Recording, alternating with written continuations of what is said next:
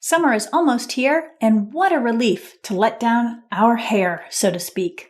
I'm talking about our routines, our structures, and our schedules. Like the vacation it is, collectively, many of us look forward to loosening the reins.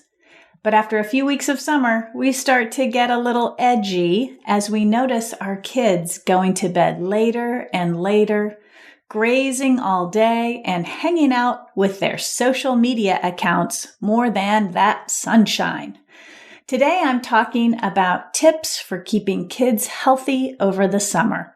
I'll talk about weight, health habits, and some ways you can maintain structure in your child's summer.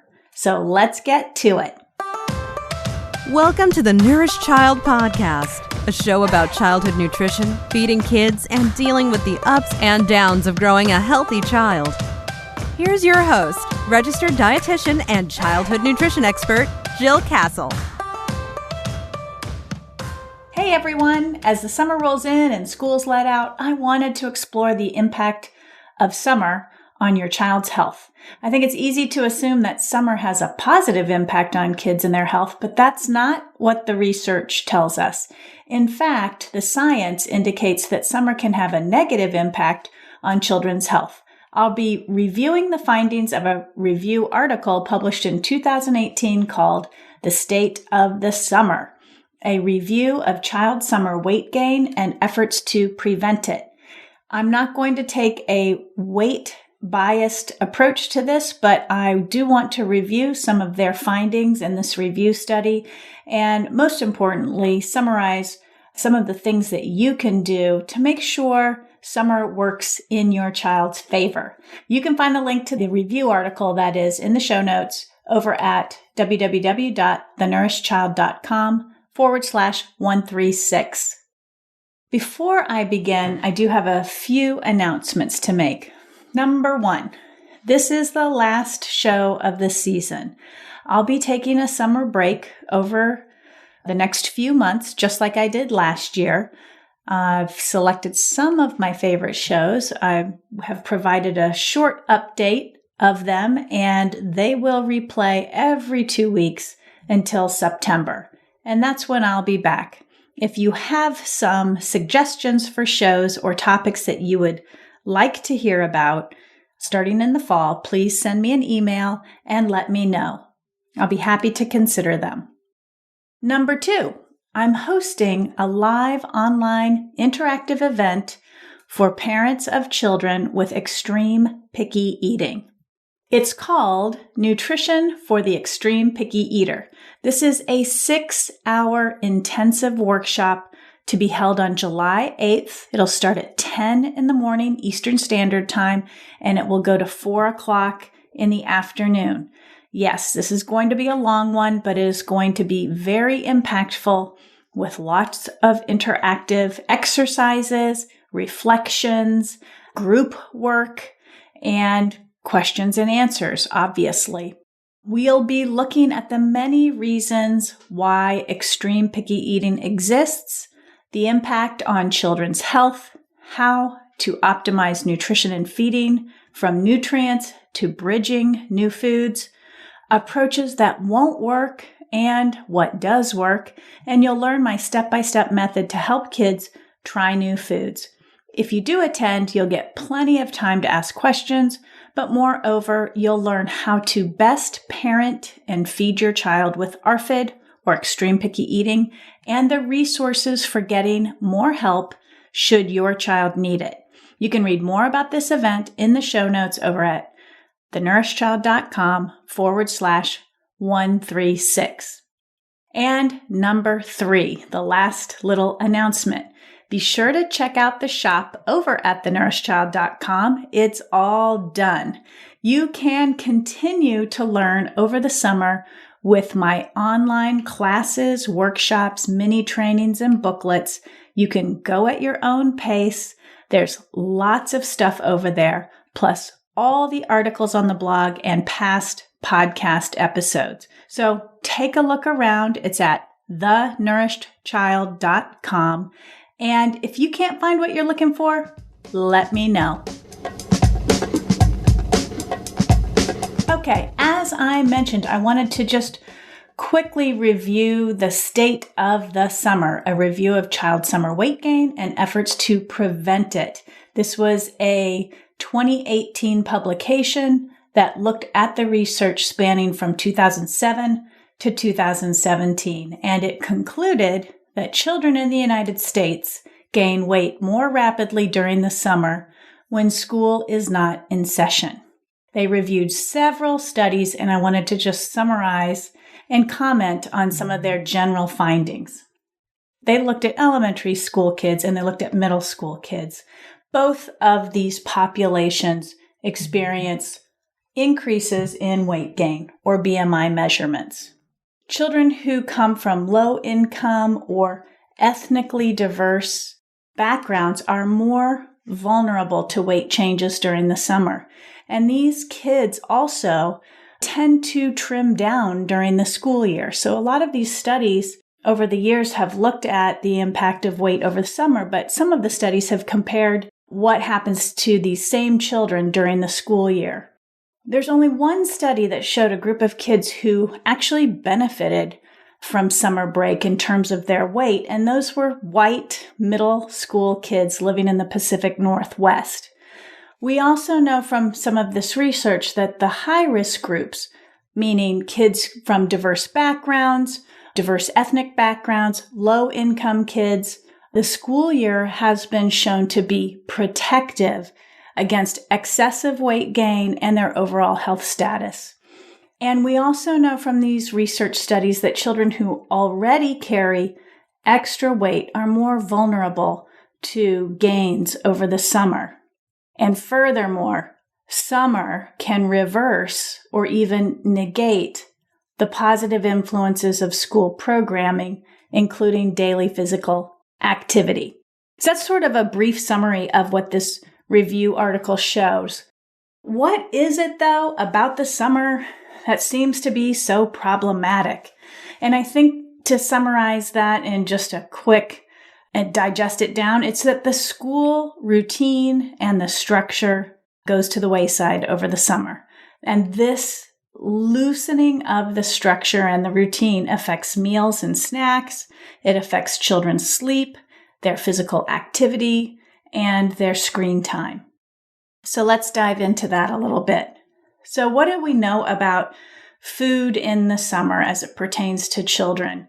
We know that from the NHANES surveys, the National Health and Nutrition Examination Survey, NHANES, shows that children have diets that are higher in added sugar, particularly from sugary drinks and confectionery items like ice cream, and diets that are lower in fruits and vegetables.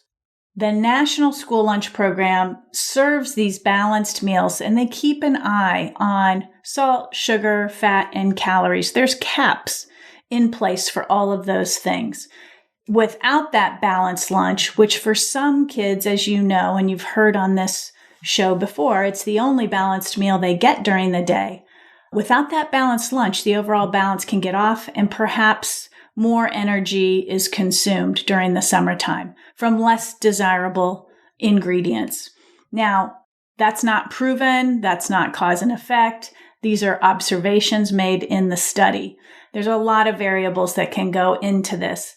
The National School Lunch Program, not everybody eats it. They may get it, but they might not be eating it. So there's a lot of variability there. But when the survey data from NHANES looks at food consumption during the school year versus food consumption patterns during the summer, they note that diets are higher in children in added sugar and lower in fruits and vegetables.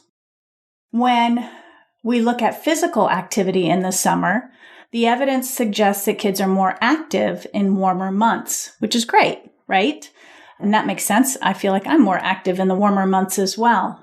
But studies show that activity decreases by about 13 minutes per day, and sedentary behavior increases by about 26 minutes per day. Now, does that seem like it's going to be a whole lot of difference?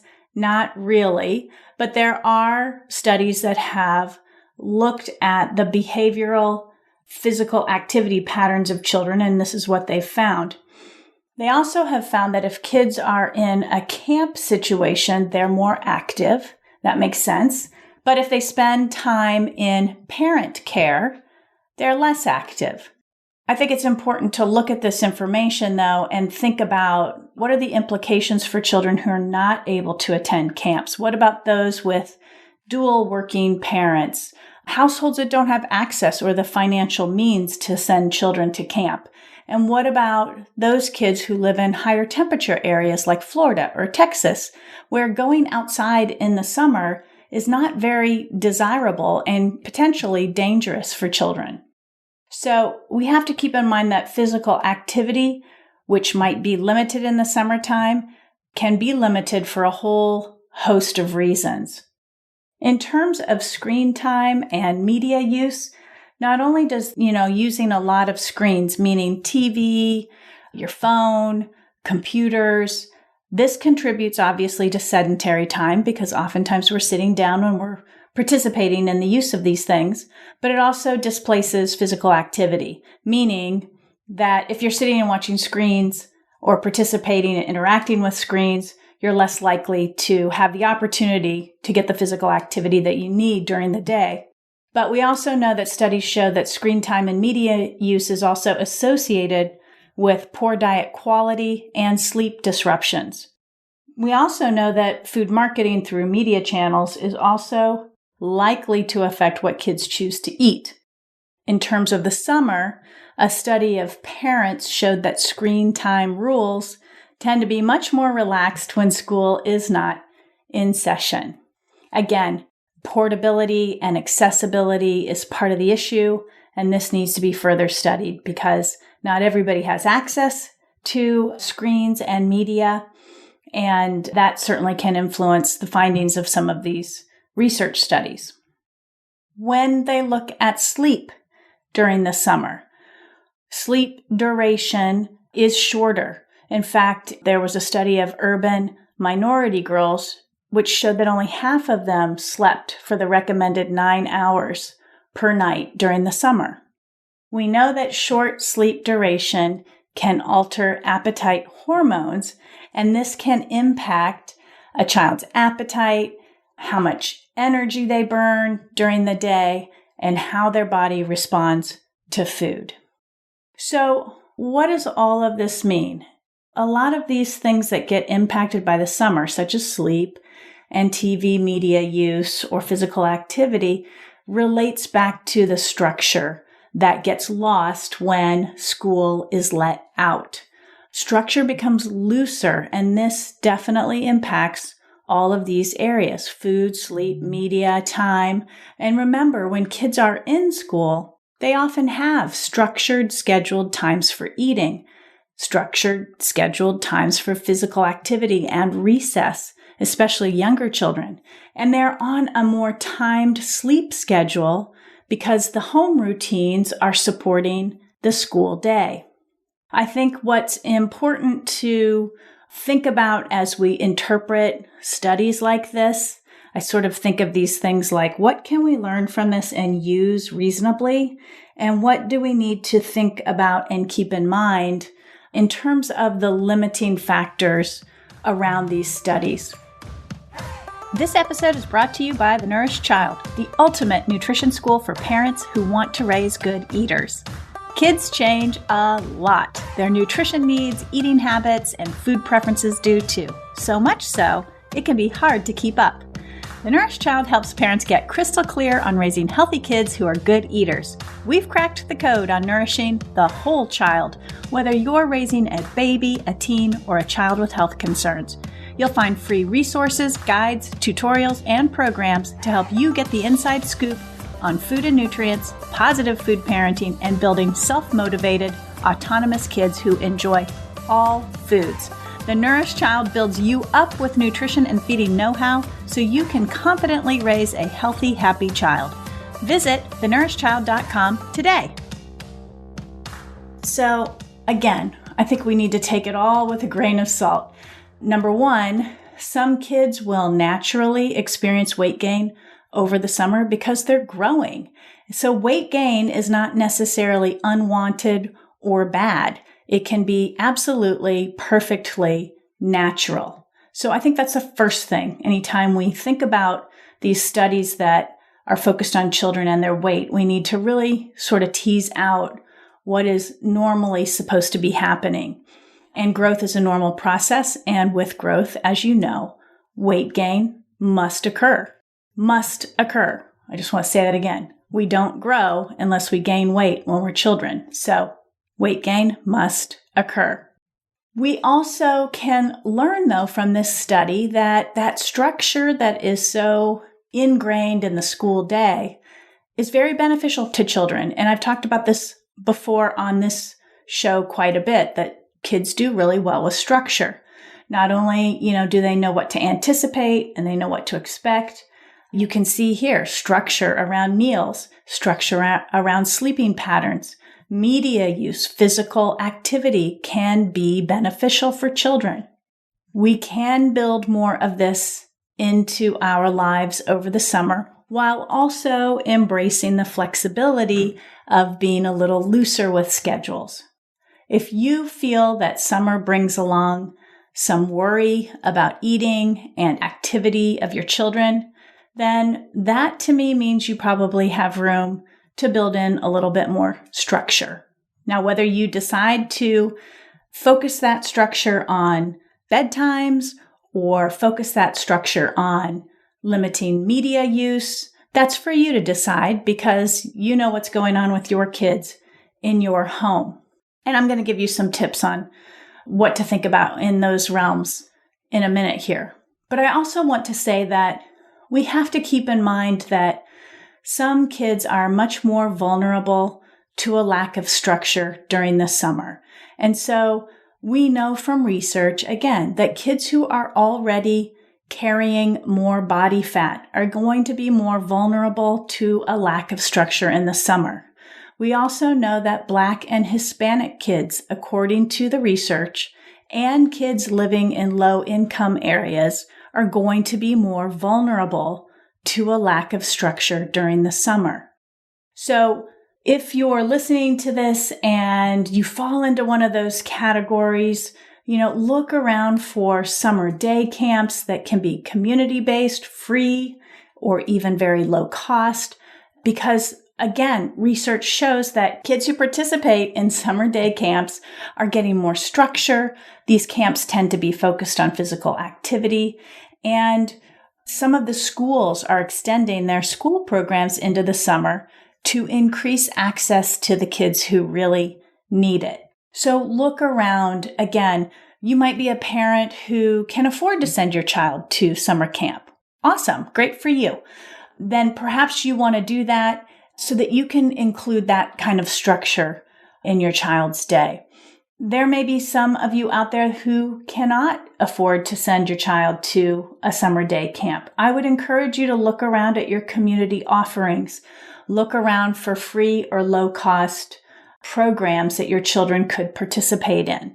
I think we need to create more of those in our world for children.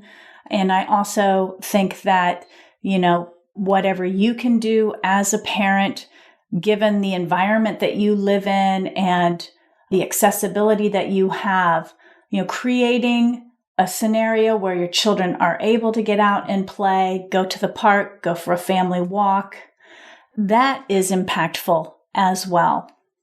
So what can you do to help your child have a healthy summer?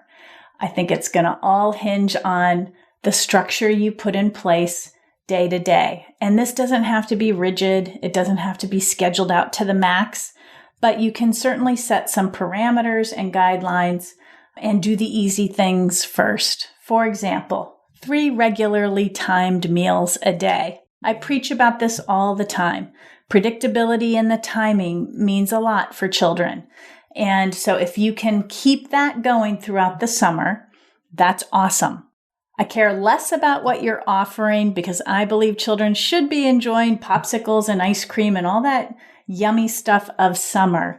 But I would encourage you to be more scheduled with the timing of your meals and snacks because remember, balanced meals, and when I say balanced, I mean including as many of the food groups as you can get into that meal. So a protein source, a grain source, a fruit, a vegetable, a dairy or a non-dairy substitute source.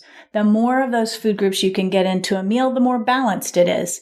And not only that, the more satisfying that meal is for your child. And so if you can space those 3 meals out every 3 to 4 hours or every 5 hours with snacks wedged in between, your child is less likely to be hungry for the foods that might not necessarily satisfy his needs. So keep those balanced meals front and center. Keep them on a regular time frame. And that goes for snacks also. Schedule your snacks. Make it a formal event. When we don't have structure around snacks, as I talk about in my book, The Smart Mom's Guide to Healthy Snacking, when there is a lack of structure, kids tend to overeat snacks. They tend to overindulge. And sometimes they're not going for the more nutritious snacks.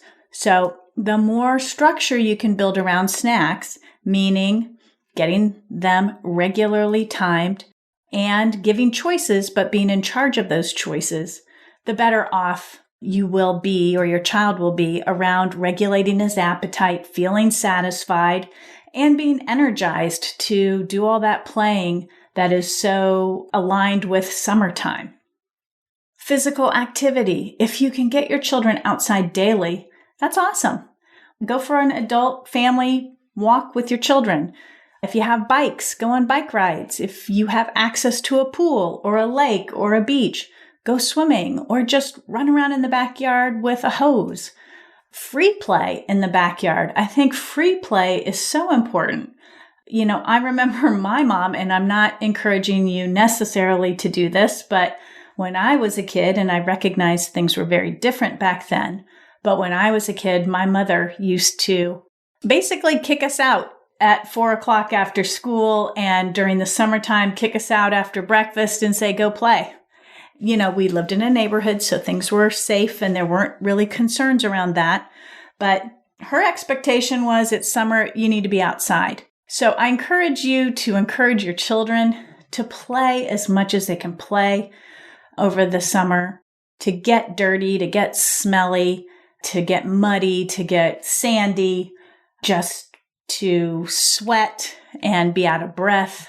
All of these things are easier to do when you can get your child outside every day. Bedtime. I highly encourage you to have a bedtime for your child during the summer. Remember, the goal for school-age children and older is at least 9 hours of sleep. Younger children need a little bit more than that. But for children who are school age, target 9 hours of sleep each night. And try to keep a bedtime. I know sometimes in the summer that bedtime gets a little later. That's fine. But remember, you're targeting 9 hours of sleep for your child. So if bedtime doesn't happen until 10 o'clock at night, well, we want your child to sleep at least until 7 a.m. So we want those sleep cycles to stay as normalized as possible and beneficial for your child. Remember, when your child is sleeping, growth hormone gets secreted. I talked about that on one of the shows on this podcast. But growth hormone's secreted, and that's when kids grow. They grow when they're in deep sleep. So we need to make sure that they're getting that full complement of sleep so that they can grow optimally. In terms of media use, I suggest that you schedule a formal time for this. So if the screens are allowed, be it a TV, a computer, a phone, try to schedule that in your day. Maybe it's in the afternoon when the kids have been going to camp in the mornings, or they've been playing outside all morning with friends in the neighborhood. They come home for lunch. They're a little bit tired, but they're not napping. Maybe that's a good time to schedule media use. We know that the research tells us that screen time at home, we should be targeting about 2 hours or less per day. And on top of that, we should be keeping TVs and computers and phones out of the bedroom. So I used to always say to my kids, stack them up. and they would stack up all their phones and their computers down in the kitchen on a counter each night. We did not have that stuff up in the bedrooms, and it helped, at least for a while when they were younger and in school, to keep the parents in control of those devices. And then last, family meals. And I think that probably a lot of you out there have been doing family meals since we've had our lockdown and the pandemic. It's been a great benefit. It's been the silver lining of COVID-19 to do more family meals. But I want to encourage you not to give those up over the summer. Keep those family meals going. You're aiming for 3 to 5 per week, and try to spice them up. The beauty of being in warmer weather is that you can eat outside. You can have a picnic. You can go to a park. You can go to an outdoor place that has live music. Outdoor is great. You can go to the beach with a picnic dinner. Anything you can do to sort of change up your family meals, this is a great time to do it. So those are some tips on how to build more structure into your child's day to help him have a healthier summer, to stay on track so it's not such a wide, broad swing from school days to summer days. I hope that you enjoy your summer with your children.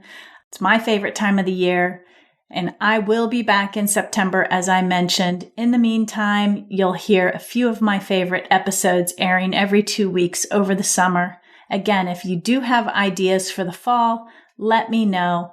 And remember, summertime is also a great time for you to learn more about food, nutrition, and feeding. So don't forget to check out all my classes, guidebooks, and other resources over at thenourishchild.com. And as a quick little reminder, I do have that live event in early July for parents of kids with ARFID, and I've got a live event in the fall for professionals who want to learn more about food parenting. You can find the details on all of those things over at thenourishchild.com. That's it, folks. Have a happy summer. I'll see you in the fall. Thanks for listening to this episode of The Nourished Child.